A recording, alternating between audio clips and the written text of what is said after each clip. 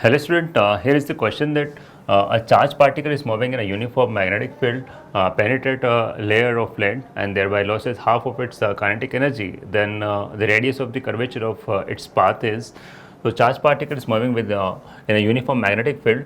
So here is a uniform magnetic field. If it is moving in a uniform magnetic field, so you can see that's that's a uniform magnetic field. And if it is moving in that uniform magnetic field, it's if it is moving with v velocity, so here path will be a circular path. So you will write that the radius of the circular path will be equal to r is equal to mv upon qb. Okay, so in terms of kinetic energy, I can write it as like that. That's under root. It can be written as that's r is equal to that's a p by q, p by qb, and p can be written as under root 2m into its energy, that's the kinetic energy, upon qb.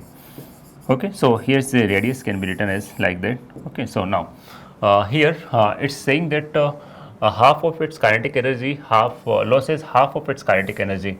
Okay, so here radius will be, if initially that's proportional to its kinetic energy, but all the rest of the things remains the same, only kinetic energy is changing. Okay, so you can see that r is proportional to root e.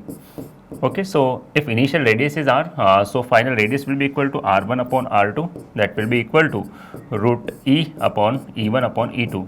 Initial kinetic energy is e. Okay, so finally it's becoming half of that of the initial, losses half of the initial velocity, initial energy. So it will be e1 upon 2, so 2 will come in numerator. Okay, so i1 upon r1 upon r2, that will be equal to, so it will cancel out and you will get the root 2. So r2 will be equal to r1 upon root 2.